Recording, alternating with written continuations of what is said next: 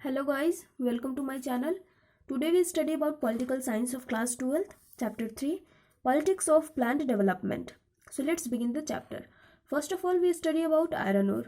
Iron ore का हमारे development से क्या लेना देना था, ठीक है। तो फर्स्ट ऑफ ऑल हम देखेंगे कि जो आयरन ओर था, ठीक है, जो स्टील इंडस्ट्रीज थे उसका ग्लोबल मार्केट में डिमांड जो है बहुत ही ज़्यादा बढ़ गया था। तो जो ग्लोबल मार्केट था उसमें डिमांड बढ़ने की वजह से हमारे इंडिया को क्या लगा, हमारी जो गवर्नमेंट थी उसे लगा कि अगर हम भी आयरन ओर की जो इंडस्ट्रीज़ है हम भी इंडस्ट्रीज़ अगर लगाएंगे, अगर इंडस्ट्रीज़ में इन्वेस्टमेंट करेंगे तो क्या होगा कि जो हमारी कंट्री है वो भी क्या हो जाएगी, डेवलप्ड हो जाएगी, ठीक है। तो सबसे पहले हम देखेंगे कि जो इंडस्ट्रीज़ थे, इंडस्ट्रीज़ लगाने से किसे प्रॉब्लम था। जो इंडस्ट्रीज़ था वो कहाँ लगाया जा रहा था, जो आयरन ओर थे वो प्लेसेस पे। तो जो आयरन ओर प्लेसेस थे वो थे ट्राइबल एरियाज़ में, ट्राइबल एरियाज़ में थे। इसलिए ट्राइबल पीपल्स को लग रहा था कि अगर इंडस्ट्रीज बैठ जाएगी तो क्या होगा कि वो डिस्प्लेस्ड हो जाएंगे, वो अपने हाउस से, उनका जो लाइवलीहुड है वो बहुत ही ज़्यादा ख़राब हो जाएगा, उनके पास रहने के लिए घर भी नहीं होगा। दूसरी प्रॉब्लम हो रही थी इन्वायरमेंटलिस्ट को। जो इन्वायरमेंटलिस्ट थे उन्हें ऐसा लग रहा था कि अगर इंडस्ट्रीज जो है अगर बैठ गई तो क्या होगा कि जो इन्वायरमेंट है वो बहुत ही ज़्यादा पॉल्यूटेड हो जाएगा। और जो इंडस्ट्रीज अगर नहीं लगेगी, ठीक है, अगर इंडस्ट्रीज नहीं बैठ रही थी तो उससे किसको प्रॉब्लम था, गवर्नमेंट को। जो गवर्नमेंट थी उसे लग रहा था कि अगर जो इंडस्ट्री अगर वो नहीं लगी, अगर इंडस्ट्रीज स्टार्ट नहीं होगा, अगर इंडस्ट्रीज में इन्वेस्टमेंट नहीं होगा तो क्या होगा कि जो हमारा कंट्री है वो डेवलप्ड नहीं हो पाएगा। अब हम आगे देखेंगे पॉलिटिकल कॉन्टेस्टेशन, पॉलिटिकल स्ट्रगल क्या कह रहे हैं। Decision of this kind involve weighing to the interest of one social group against another, present generation against future generations. तो जो डिसीजंस थे इन सारे मैटर्स में वो क्या थे, अगेंस्ट थे। सोशल ग्रुप किसी और ग्रुप के अगेंस्ट में था, जो प्रेजेंट जनरेशन था वो फ्यूचर जनरेशन के अगेंस्ट में था। It is important to take advice from expert on mining, from environmentalist and from economist. तो ये बहुत ही ज़्यादा इम्पॉर्टेंट था कि जो एडवाइस है इन सारे, जो ये सारी चीज़ें हो रही थी तो इस सारी चीज़ों में डिसीजन किसका होना चाहिए, तो जो एक्सपर्ट है माइनिंग में, इन्वायरमेंटलिस्ट जो है, इकोनॉमिस्ट्स हैं, उन सारे लोगों का जो है योगदान होना चाहिए, उनका जो है एडवाइस होना चाहिए। Yet the final decisions must be a political decision, लेकिन जो पॉलिटिकल डिसीजन है वही फाइनल होगा।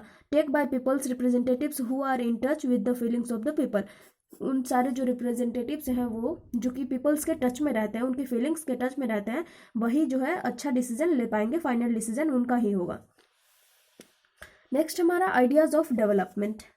For development has different meanings for different sections of the people.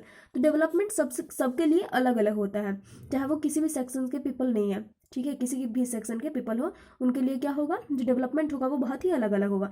जैसे कि अगर कोई पुअर पीपल है, अगर उनके लिए अच्छा घर मिल जाए, उन्हें अगर अच्छी खासी जो रोटी वगैरह है, रोटी कपड़ा मकान जो भी कहा जाता है, अगर वो चीज़ें मिल जाती हैं उन्हें तो वही उनके लिए डेवलपमेंट हो जाएगा। और जो इंडस्ट्रियलिस्ट हैं, जो इंडस्ट्रीज लगाना चाहते हैं या फिर जो और कुछ करना चाहते हैं, अगर उनके लिए वो काम हो जाए तो उनके लिए वो डेवलपमेंट होगा। इसलिए यहाँ पे कहा गया है कि डिफरेंट सेक्शंस के लिए जो डेवलपमेंट है वो डिफरेंट है। Development was about becoming more modern and modern was about becoming more like the industrialized countries of the West. तो डेवलपमेंट कैसा था, बिल्कुल मॉडर्न। मॉडर्न किसकी तरह, मॉडर्न जो वेस्ट कंट्रीज है, यूएसए वगैरह, जो इंडस्ट्रियलाइज कंट्रीज है उनकी तरह मॉडर्न। डेवलपमेंट उसी को कहते हैं। Modernization was also associated with the ideas of growth, material progress and scientific rationality. और मॉडर्नाइजेशन किसके किसके थ्रू जो है रिलेटेड है, किससे किससे, तो ideas of growth, material progress, scientific rationality. अब हम आगे देखेंगे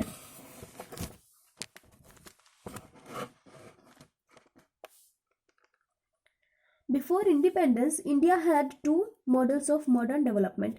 जो इंडिपेंडेंस जब नहीं हुआ था तो उस टाइम में दो डेवलपमेंट हुआ था, दो मॉडर्न डेवलपमेंट थे, टू मॉडल्स थे, लिबरल कैपिटलिस्ट और दूसरा था सोशलिस्ट। तो कैपिटलिस्ट, लिबरल कैपिटलिस्ट यूरोप और यूएस वाला था और जो सोशलिस्ट था वो यूएसएसआर वाला था। तो ये दो डेवलपमेंट हमारे इंडिया में भी था इंडिपेंडेंस से पहले।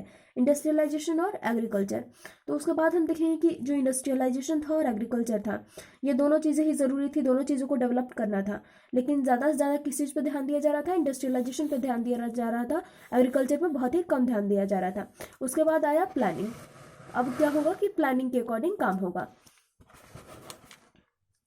The planning commission was not a sudden invention. तो जो प्लानिंग कमीशन था वो कोई सडन इन्वेंशन नहीं था, कोई अचानक से प्लानिंग करने वाला नहीं आया था।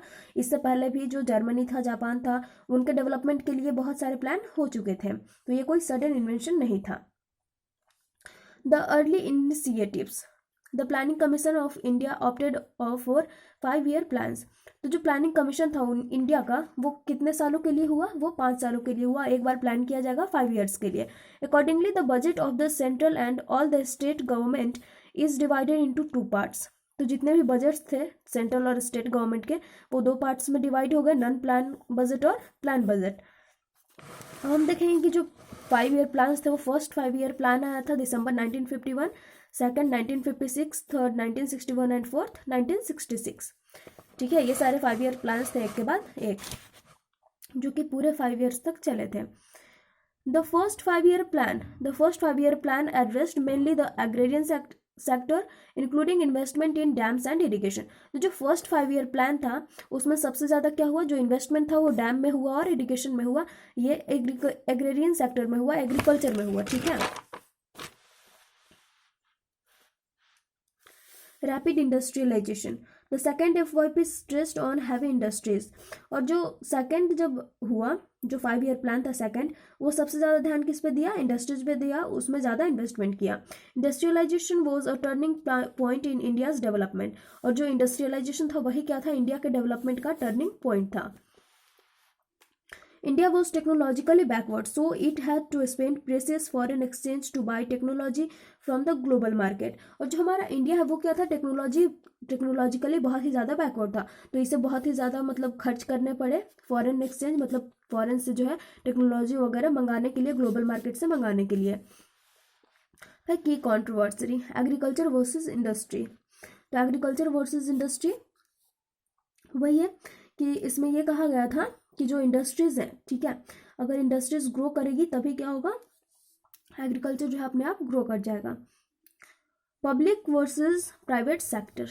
It did not accept the capitalist model of development in which development was left entirely to the private sector. तो जो पब्लिक सेक्टर थे, जो कैपिटलिस्ट मॉडल थे, वो किसी भी पब्लिक सेक्टर या प्राइवेट सेक्टर पे डिपेंडेंट नहीं थे। Not did it follow the socialist model in which private property. तो ये कैपिटलिस्ट मॉडल भी फॉलो नहीं कर रहा था जो कि प्राइवेट सेक्टर के लिए था, और जो सोशलिस्ट मॉडल था वो भी फॉलो नहीं कर रहा था जो किसके अंडर में रहता था? जो स्टेट के कंट्रोल में रहता था। Property was एबोलिश्ड and all the production was controlled by the state. ये वो भी नहीं था। Elements from both this models where taken and mixed together in India. तो जो एलिमेंट्स थे इन दोनों से, ठीक है, जो कैपिटलिस्ट मॉडल था जो कंट्रोल में रहता था प्राइवेट सेक्टर, और जो क्या था? सोशलिस्ट मॉडल था जो कंट्रोल में रहता था स्टेट के, इन दोनों को क्या किया गया था? मिक्स कर दिया गया था, विच इज, जिसको क्या कहते हैं? Mixed economy. ठीक है, इसी को मिक्स्ड इकोनॉमी के नाम से जाना गया था, which is described as mixed economy. अब major outcomes. Those who benefited from unequal development soon became politically powerful. जो अनइक्वली जो डेवलपमेंट था उससे बेनिफिटेड थे वो क्या थे? पॉलिटिकली बहुत ही पावरफुल थे, and made it even more difficult to move in the desired direction. और जो अनइक्वल डेवलपमेंट जिनको मिल रहा था वो क्या थे?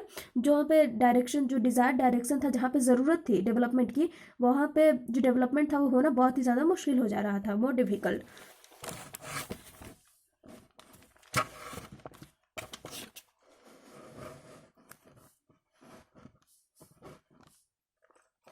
हम पढ़ेंगे फाउंडेशंस, लार्ज डेवलपमेंट प्रोजेक्ट्स। तो जो लार्ज डेवलपमेंट प्रोजेक्ट्स थे वो कौन कौन से थे? Bhakra Nangal and Hirakud for irrigation and power generation. ये डेवलपमेंट प्रोजेक्ट्स था, ये लार्ज डेवलपमेंट प्रोजेक्ट्स था। भाखरा नांगल जो किसके लिए था? इरिगेशन के लिए था, और पावर जनरेशन के लिए था, इलेक्ट्रिसिटी के लिए था। Some of the heavy industries in the public sector में कुछ हैवी इंडस्ट्रीज का, जैसे steel plants, oil refineries, manufacturing units, defence production etcetera, infrastructure for transport and communication. ये सारे क्या थे? लार्ज डेवलपमेंट प्रोजेक्ट्स थे जिन पर काम किया जा रहा था। और हम पढ़ेंगे land reforms, the abolition of the colonial system of zamindari.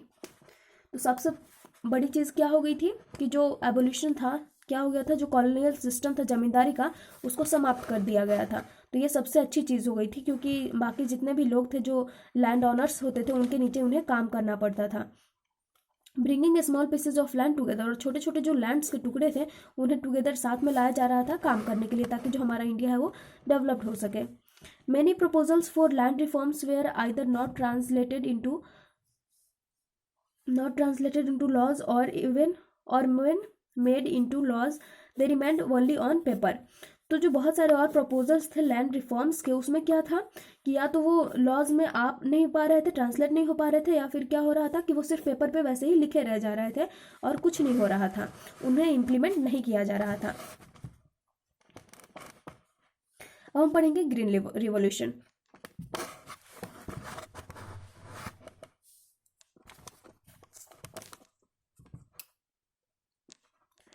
Dependent on food aid mainly from the United States. तो हमारा इंडिया जो था वो क्या था कि फूड के लिए डिपेंडेंट था यूनाइटेड स्टेट पे। तो उसके बाद क्या हुआ कि जो यूनाइटेड स्टेट है उसने एक टर्निंग पॉइंट लाया, उसने ये कहा कि जो इंडिया है उसे इस पर डेवलप नहीं आना होना चाहिए। तो जो क्या था कि जो टर्निंग पॉइंट था, ठीक है, the government adopted a new strategy for agriculture and it decided to put more resources into those areas which already had irrigation.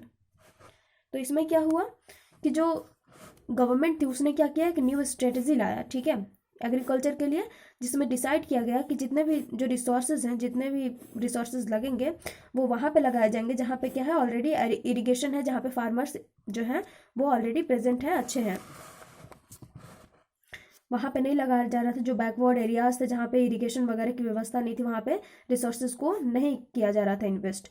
Government offered high-yielding variety seeds, fertilizers, pesticides, and better irrigation at highly subsidized prices. This was the beginning of what was called the Green Revolution. तो government ने क्या offer किया, high yielding variety seeds, fertilizers, pesticides और better irrigation, जिससे क्या हुआ कि beginning हुआ ग्रीन रिवॉल्यूशन का। जो ग्रीन रिवॉल्यूशन था उसका इफेक्ट कहाँ कहाँ सबसे ज़्यादा पड़ा, Punjab, Haryana, Uttar Pradesh, mainly arise in wheat production. और जो ग्रीन रिवॉल्यूशन था उसमें क्या हुआ था, वेट का प्रोडक्शन ज़्यादा हुआ था, मेनली यही राइज किया था। The green revolution had two other effects, इसके पास दो और इफेक्ट्स थे ग्रीन रिवॉल्यूशन का। The stark contrast between the poor peasantry and the landlords and condition favourable for lefting organization for organize poor peasants. तो ये था पुअर पीजेंट्री के लिए और लैंडलॉर्ड्स के लिए भी था। The green revolution also resulted in the rise of what is called the middle peasant sections, और जो मिडिल पीजेंट्स थे उनके लिए भी क्या था कि ये बहुत अच्छा रिजल्ट दिया था। Later developments after Nehru's death the Congress system encountered difficulties. तो क्या हुआ था 1960s के इंट में, उसके बाद क्या हुआ जब नेहरू जी का डेथ हो गया तो उसके बाद क्या हो गया, Congress system encountered difficulties. The period from 1967 onwards witnessed many new industries on private industries. तो उसके बाद जो है वो बहुत जो लीडर बनी वो थी इंदिरा गांधी, एंड वो क्या की 1967 में जो प्राइवेट इंडस्ट्रीज थे उसमें बहुत सारी नए नए रिस्ट्रिक्शंस आए। 14 प्राइवेट बैंक वेयर नेशनलाइज्ड, और 14 प्राइवेट बैंक्स को क्या कर दिया गया, नेशनलाइज्ड कर दिया गया। सो गाइज ये चैप्टर हमारा यहीं पे ख़त्म होता है। अगर आपको ये वीडियो अच्छा लगा हो तो चैनल को सब्सक्राइब